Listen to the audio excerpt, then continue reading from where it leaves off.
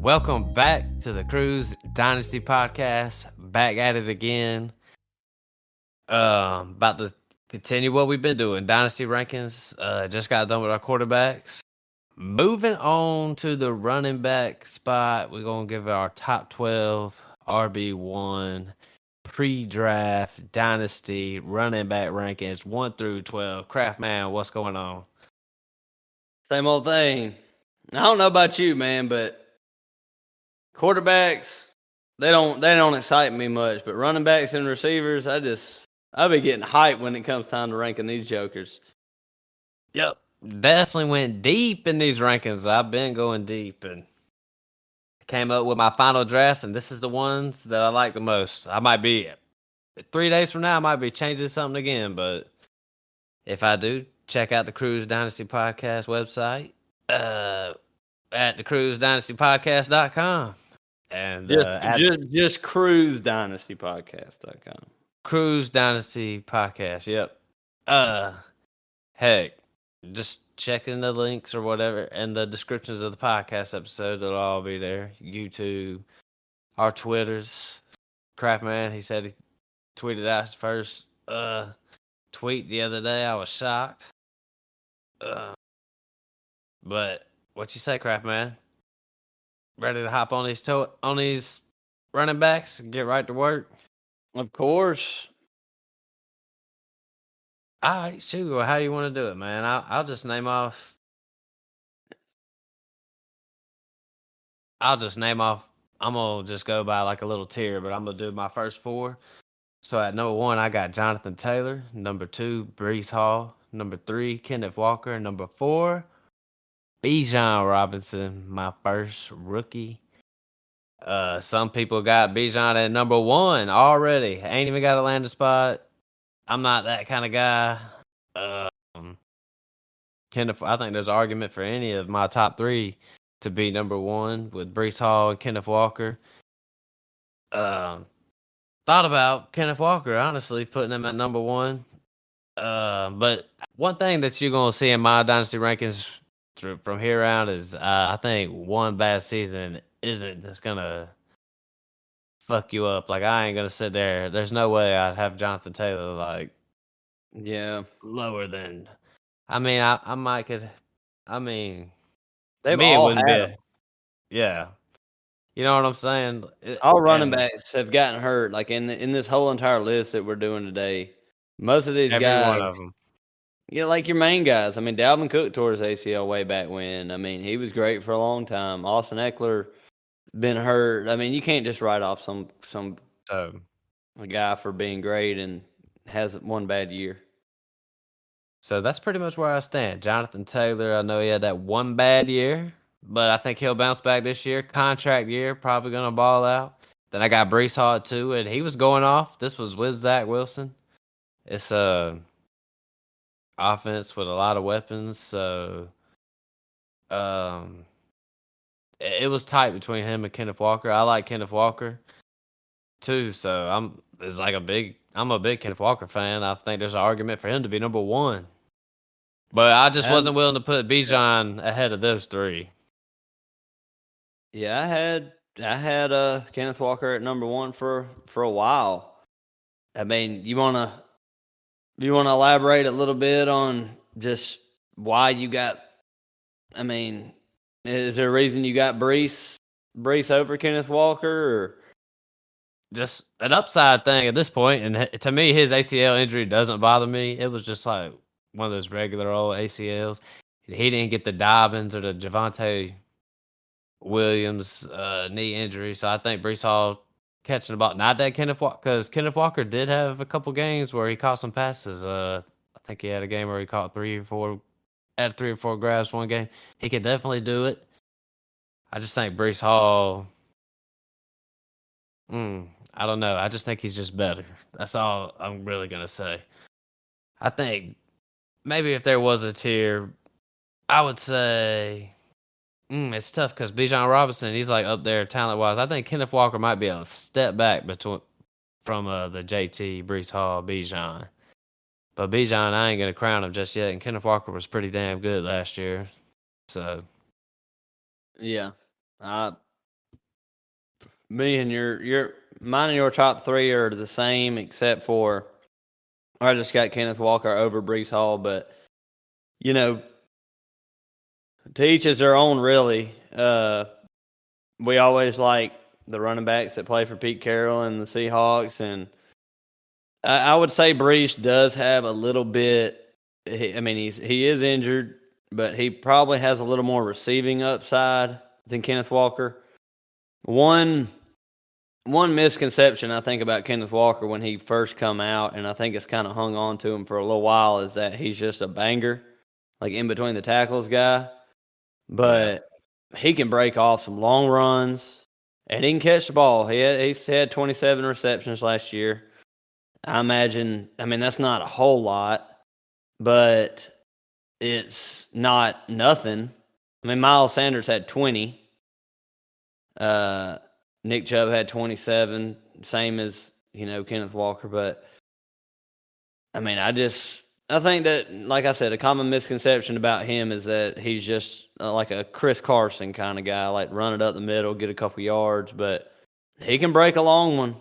Yep, definitely. He actually, I'm looking at it right here, and this is going to surprise the hell out of you. He actually led the league, the whole NFL, in plus 20-yard runs with 21. So this is a guy who is a home run hitter, and that's why I like him. Brees Hall didn't play a full season last year, so you didn't get to see a whole bunch of his upside. I mean, you got to see how damn explosive he was when he was on the field, but he would have finished. He definitely would have finished in the top 10, definitely top 12 in the running back position last year if he'd have played all year. So I like Brees Hall, and I like his talent. Got stats through 7 weeks. He had 9, 13, 15, 15, 27, 20, 13 points. Had scored a touchdown 4 weeks in a row, too. So, and then the last 4 weeks, you repeat them again, because that's kind of like when rookies come in the league, it takes them a couple weeks to get acquainted. So what was those last like 3 weeks before he got hurt? 15, 27, 20, and 13. I scored a touchdown all of those weeks.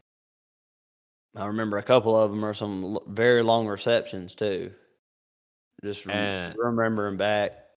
At the beginning of the year, he was getting like 9 targets, got a game with 11 targets, 6 receptions. Damn. Yeah, so, you're right, though. He did get hurt. I'm just, not really scared of these ACL injuries anymore. I'm more worried about Achilles and all that stuff. And yeah. But, what you got next, man? Who you got at 4? At 4, I got Christian McCaffrey still. And I've always, throughout time, the San Francisco running back have been, immaculate. And it was always like, well, which one is it? Is it Raheem Mostert? Is it Jeff Wilson? Is it this guy? Is it that guy? We know who the fuck it is. It's Christian McCaffrey now. And you just cannot compete. Like, I don't think there's another. If you're in a dynasty league and you're drafting a win now running back, you're not going to get no better. He's going to outscore. As long as he stays healthy, he'll outscore the whole entire field year in and year out with the receptions that he gets. And it's not like the Alvin Kamara receptions where it's, let's be the check down all the time. Christian McCaffrey runs receiver routes. Yeah. Yep, And I got Yep, I got CMC at 6 because I got him behind Saquon Barkley at 5. So I went after Bijan. I went Saquon Barkley, then CMC. Where you got Saquon at? I got Saquon at 7. Behind, I got, so in mine, got JT at 1, Kenneth Walker, Brees Hall, McCaffrey. Then I got Travis Etienne at 5, Mm. Bijan at 6, Saquon at 7. But Bijan, I mean, I got to rank him in my top 12, but I got to see where he goes. I mean, Yeah. I mean, crap, man. I'm telling you, there's people out there saying that no matter what his landing spot is, he's the number one dynasty running back. I'm just like, what? I'm just thinking, what if he goes to the Patriots? Is he still going to be the number one? yeah. I mean, I don't know. To me, number one, that's a stretch. I mean, he could get a good landing spot, and I might would consider putting him up there at like 3. But I don't know. I don't know if I'm just. I don't know. I don't really see myself putting him 1 or 2 before the season starts. Maybe we halfway through. I'm like, okay, but Yeah. I mean, he could go to a great landing spot. He could go to, like the Bengals, say they get rid of Joe Mixon. I've heard some stuff like that. Or the Eagles, Miles Sanders leaves, and, they got, they get Bijan in there. Of course, he's going to be, I'm going to probably put him ahead of Etienne and McCaffrey. At that point, he'll probably be at number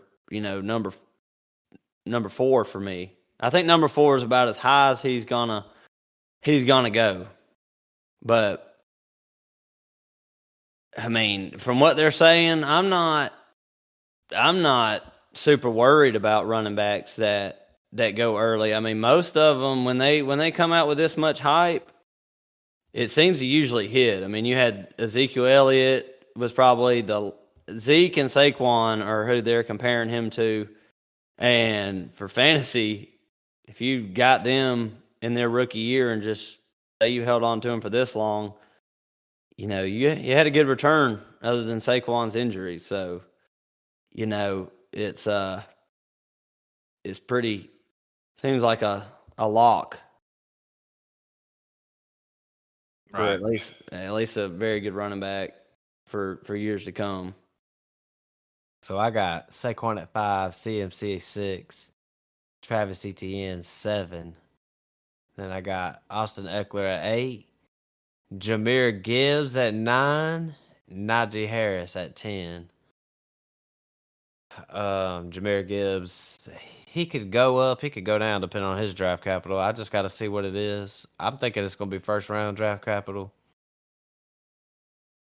Yeah. Listen, man, I'm an eye test guy, so I saw him, last year. To me, he was the second best running back behind Bijan Robinson. And so 9, I don't know if that high or what, but I got Travis Etienne at 7. I wasn't as high. I had him, I kind of see Saquon and CMC in like a little tier together. And then I put Travis Etienne right after that, right ahead of Austin Eckler. Austin Eckler's an old guy, but I don't really see him slowing down at the way he plays. He probably got a Yeah. couple more like RB1 years in him. So, Saquon 5, CMC 6, ETN 7, Eckler 8, Jameer Gibbs 9, Najee at 10. He fell in my dynasty rankings a lot from last year. Last year he was like top 4, but 10, I ain't gonna all the way give up on him. Yeah. Yeah. I got Najee at 7. So I'm probably going to be, I would imagine that everybody that does their rankings I'm probably the highest on Najee still.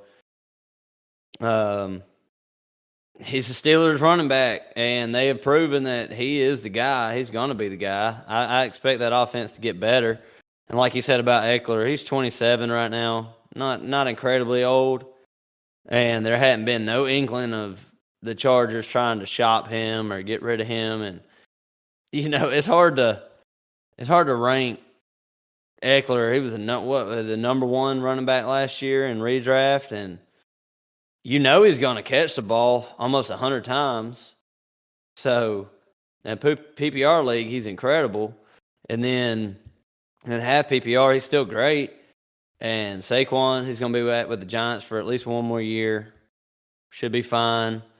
But one stat I was looking up, according to Bleacher Report, running backs, going back to Bijan a little bit, running backs that get drafted in the first round, this is a 25-year sample, they bust at 46.9% rate, which is incredibly high.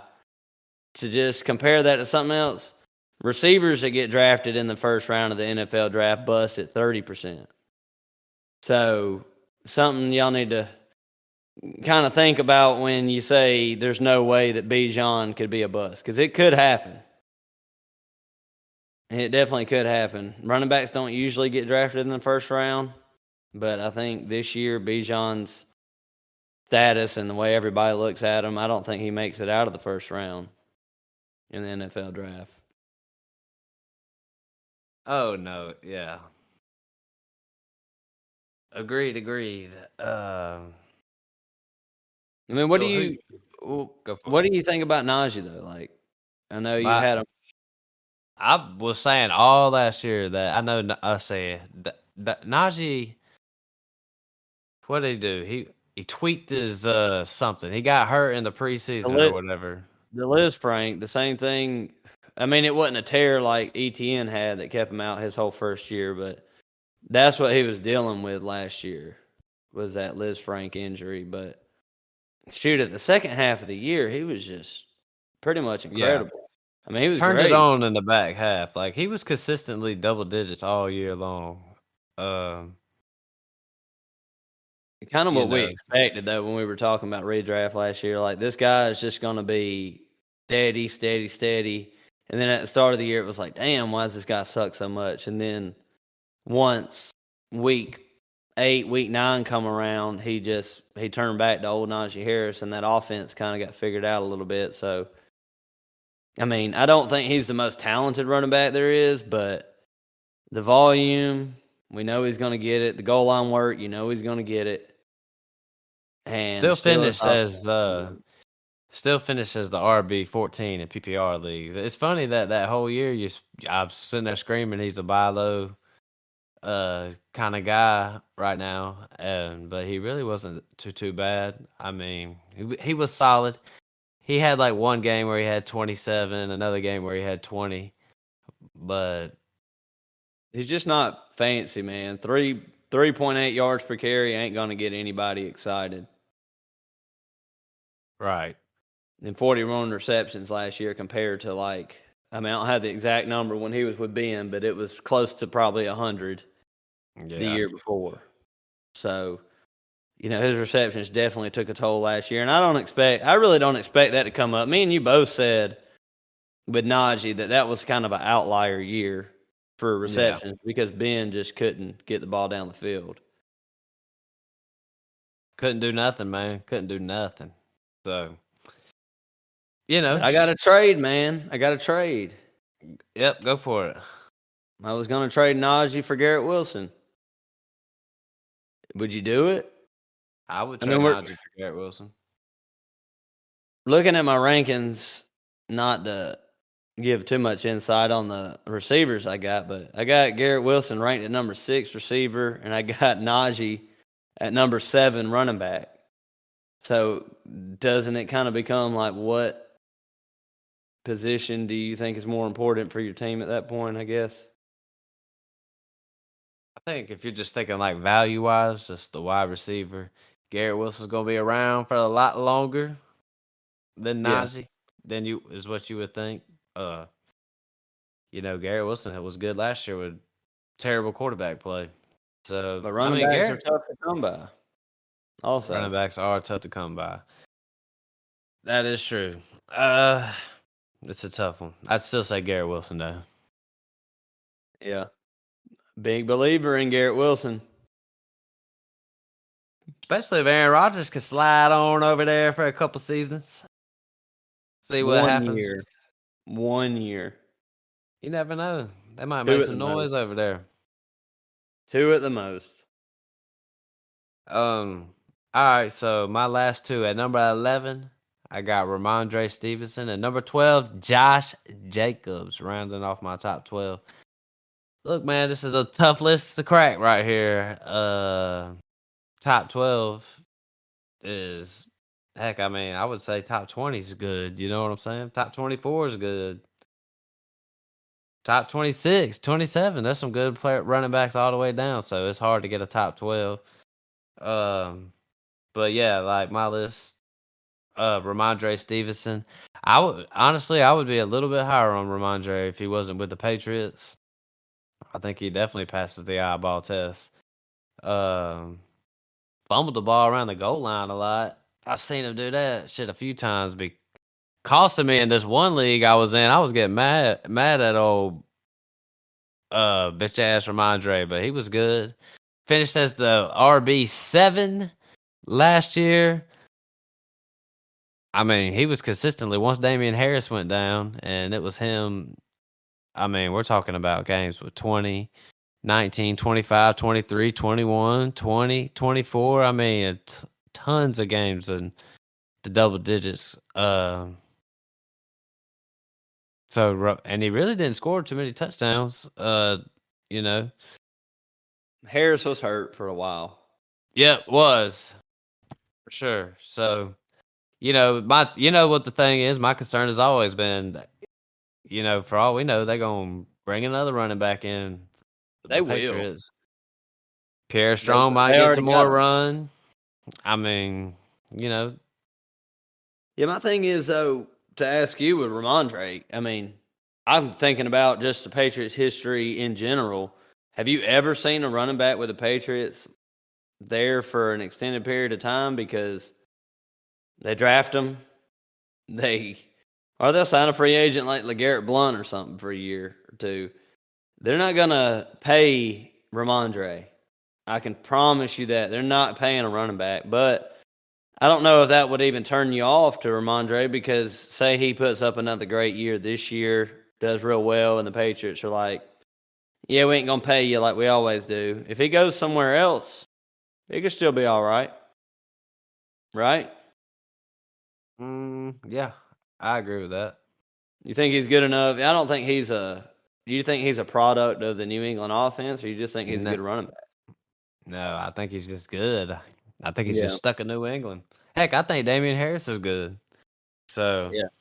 I think I wouldn't be scared of Ramondre just based on the fact that, he's with New England.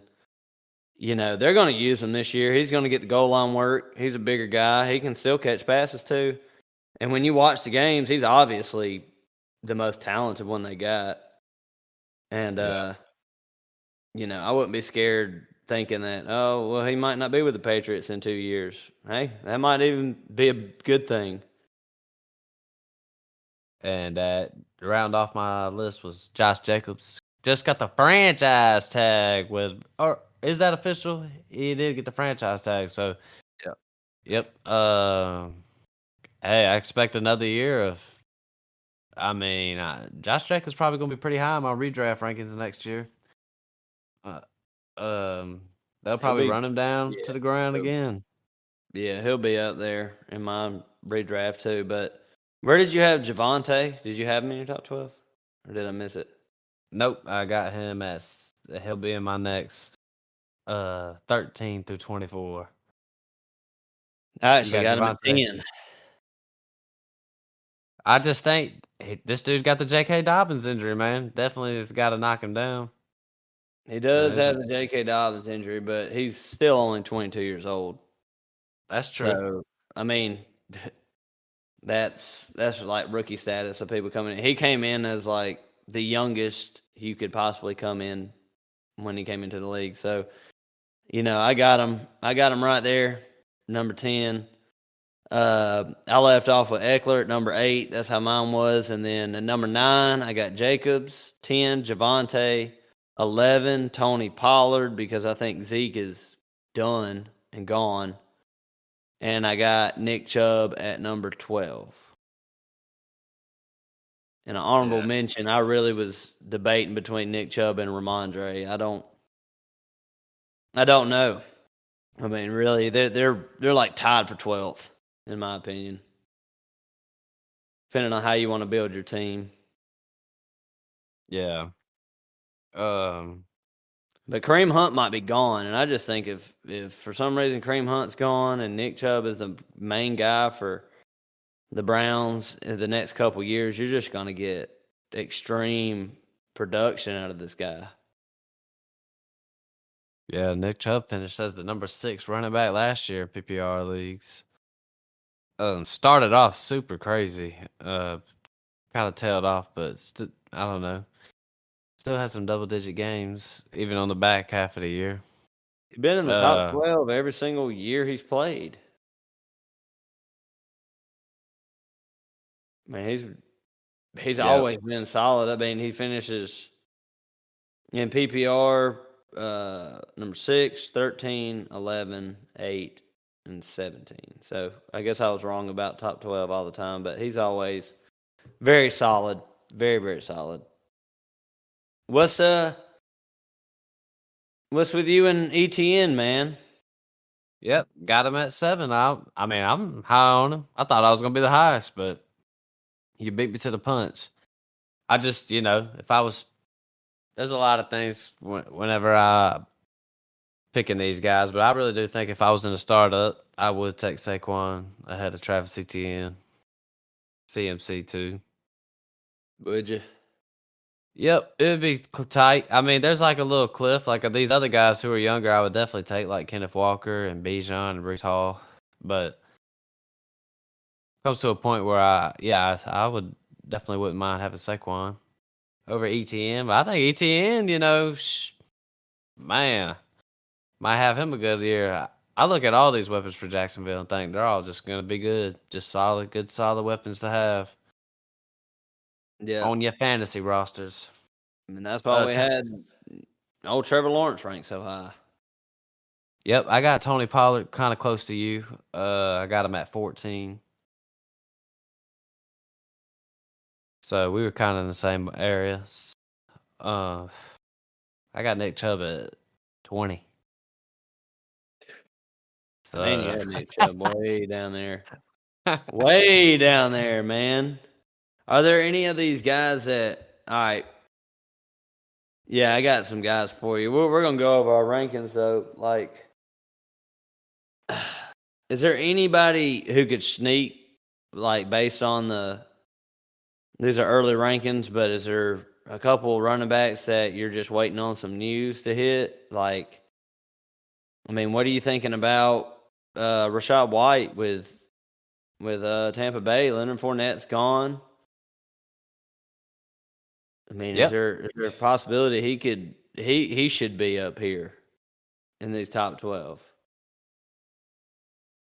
Yep, I mean, I got him pretty high. I got him 15 on my list. Yeah. And Swift, I see DeAndre Swift is not on our top 12 when he was last year at this time. He was probably around 4 or 5. Yeah, I think I had him 3 maybe. So what changed? What changed Got with him Swift? Because I ain't got him. I got him at 13, so just outside my list. I don't know, man. That dude had a real bad back half of the year. I just can't. I don't know, man.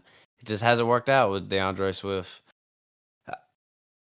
Yeah, I mean, it definitely didn't work out with him last year. I mean, honestly, I ain't even all the way giving up on him. I mean, 13. I mean, there's definitely. I mean, you can get DeAndre Swift probably at a very good value when the redraft time comes around. So like, I'm not all the way down and out on Swift, but they need to give him the ball because, I mean, he looks good every time he gets it. So yeah, that's what give him the rock. That's what scares me about him is like that's why I ain't got him ranked up here because it's not the age and it's not the talent. He got both of them, but he can't sustain a workload. And the coaching staff, like Dan Campbell, ain't going nowhere. I mean, he just almost brought the Lions, the lowly Detroit Lions, to the playoffs. He ain't going nowhere. And he seems like a hard-nosed coach to me. And if you show that you can't handle a workload and you get hurt every time you get over 12 carries a game, like, I just don't see Swift ever getting the McCaffrey workload or the Saquon workload. Like he hasn't been able to sustain it, and the coaching staff obviously knows that. So that's what scares me with him is like you can just say all you want about the talent and age. He's probably the only one out of all these guys where I'm like, man, he's like 24. His talent's crazy when you watch him on the field, but I can't rank him up here with these guys because he can't handle it. And they're not, and the coaching staff isn't going to do it. And the truth is as long as Jamal Williams is up in there, that dude will always get the goal line carries too. So that's another thing that DeAndre Swift ain't getting it. So I don't know, man. And they're not the same lines either. Like he was getting a lot of garbage time receptions the year before. Right. They were always down, and the fourth quarter come around, DeAndre Swift would add 5 receptions and 50 yards to his stat line in the fourth quarter. But nowadays, when you're playing from ahead or you're in close games, you're not getting as many receptions, and like you said, no goal line work. So if the receptions drop down and the goal line work drops down, and you're only getting 10 carries a game, 3 receptions, I mean, it's just not enough. Yeah. I'm with you. Any more? There seemed like there was one more to talk about. You said on your list. Yeah, I mentioned Rachaad White. You were wanting to talk about him a little bit? Well, like I mean, we could talk about him in the next episode. Since I got him at 15. I think we should be as high on Rachaad. I'm probably higher on Rachaad White than who else? Who we like? Damian Pierce and Tyler Algier. I feel like they get talked about the most. I'm definitely higher on Pacheco. I would rank Rachaad White above all them, especially guys like Pacheco, Tyler Algier. If Kansas City don't go out and sign another running back, let's say in the draft or anything, would you put Pacheco not in the top 12, but would you have him as a very good value, you think? Based on like Clyde Edwards-Helaire being so terrible, and McKinnon, what McKinnon's role is. If McKinnon is back next year, you know what you got out of McKinnon. So Pacheco was solid, I just think you can make a case for a lot of guys to pick ahead of Pacheco. Well, Pacheco or Damian Pierce? I'll take Damian Pierce. Would you? I'd take Pacheco, I think. Damian Pierce might be one of them guys that, he's risky to me because I just think he might be one of them guys we talk about this year, and that would be the last year we ever talk about him again. Yeah, could be. Could be. Heck, they could go. They keep the main talk is Damian Pierce and Tyler Algier. All these guys might get replaced. For sure, Rachaad White's got higher draft capital than all them guys. I think he went in the 3rd round. I like Algier though. I like Algier too. He'd probably be one that has pretty good upside if depending on how the offseason goes. If they don't, like you said, if they draft Bijan, then Algier's worthless. But if I don't think the Falcons shouldn't draft no damn running back. They need help all over the place. So, hey man, that ain't never stopped them. Same thing with Houston. They should draft a running back. Houston should not draft a running back. They need help in all kind of different places. But when you watch these guys play, who did you think was the better player? Rachaad White. Damian Pierce or Algier? No, Damian Pierce. Think so? For sure. I think Algier did turn it on in the back half. Algier had, let me see. I had his statistics right here. Damian Pierce had 220 attempts for 939 yards, 4.3 yards per carry. And Algier had 210 attempts for 1,035, almost at 5 yards per carry. And their reception totals weren't really They're about the same. Damian Pierce had a little bit more, but I mean, He definitely Algier. fell off in the back Did you half. know that Algier went over 1,000 yards this year on the ground? Yeah. Yep. I'm a Falcons fan, man. Dude, Hey, Algier's it good. just does not seem like that, man. Because It's 'cause I'm telling Algier y'all. only. Yeah, I mean, where was your boy at, or our boy at? Kenneth Walker had 1,050 rushing yards. Algier had 1,035. Because of these Kenneth Walker 17 beat him by 50. games. All these records. Everybody's talking about records this, records that. It's because they had another game. 1,000 yards ain't nothing anymore. It just surprises me that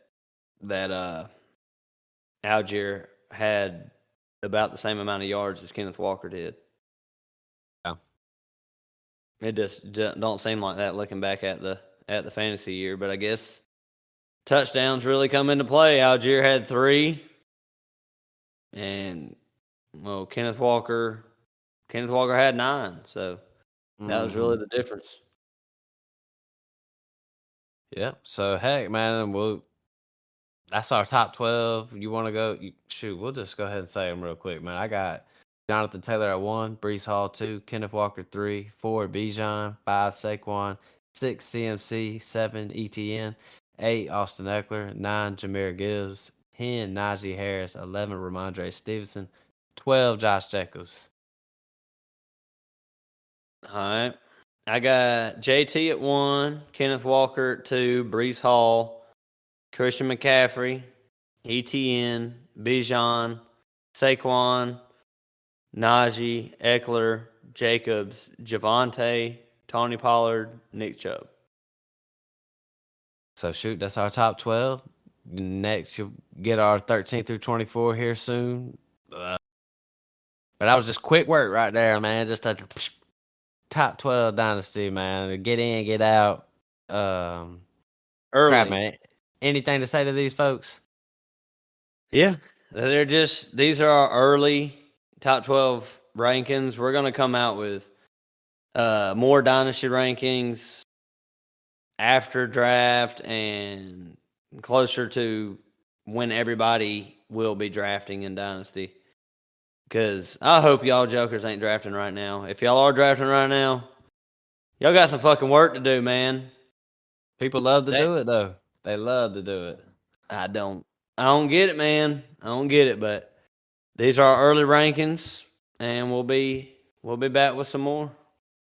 Hey, Dynasty Rankings always changing, so if you want to see them, just got to go to the website, check them out. CruiseDynastyPodcast.com.